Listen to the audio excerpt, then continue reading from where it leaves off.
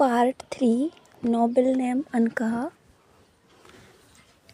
यश, सिद्धार्थ और कुणाल ने दादाजी के पैर छुए और दादाजी ने उन्हें उठाकर गले से लगा लिया।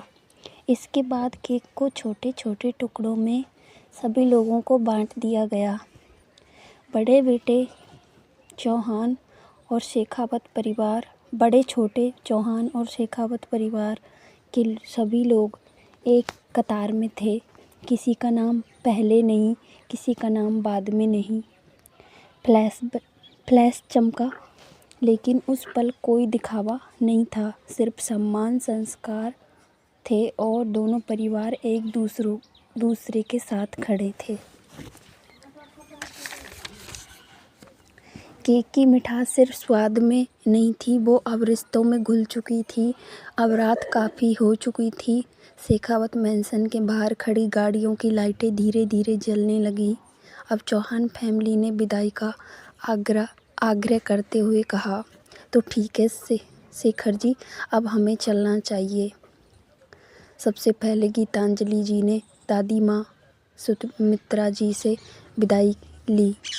सुमित्रा जी ने गीतांजलि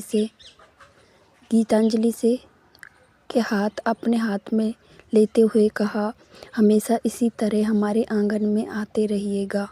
यहाँ के दरवाजे सदैव आपके लिए खुले रहेंगे। गीतांजलि ने कहा, आपका अपनापन याद रहेगा।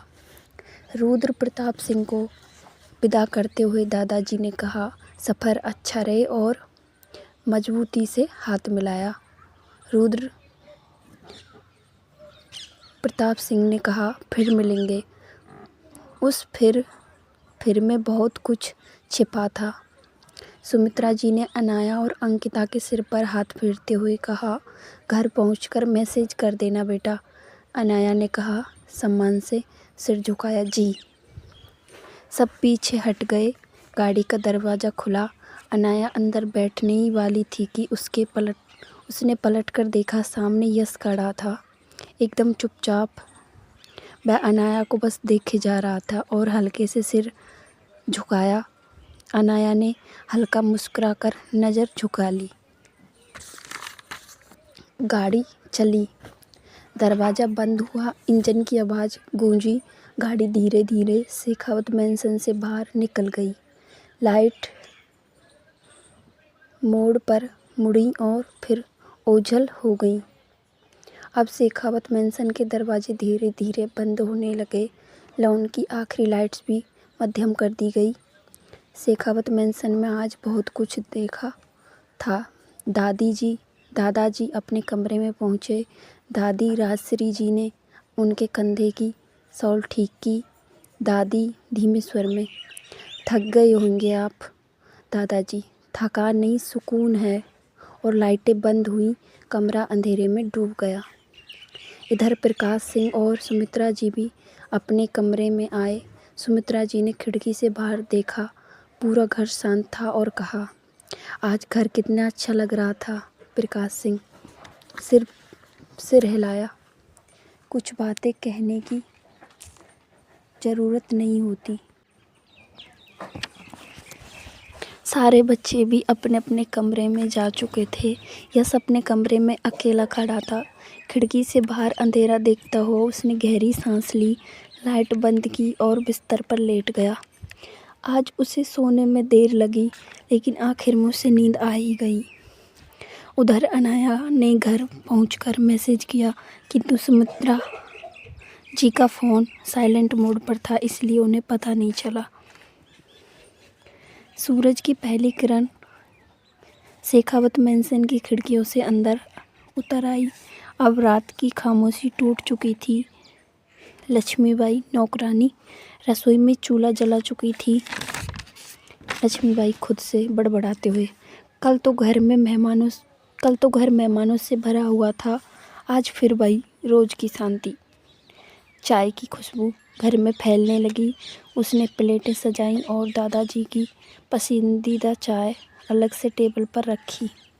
डाइनिंग रूम में दादी जी पूजा के बाद भगवान के सामने दीपक जला रही थी। तभी दादाजी अखबार हाथ में लेकर आए।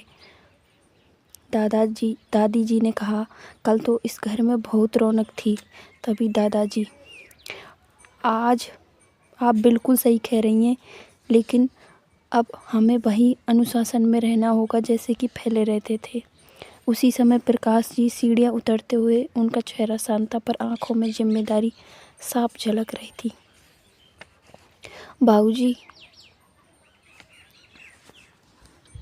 बाबूजी ठीक कह रहे हैं, हमें अब सभी को अपने अपने कामों पर ध्यान देना चाहिए।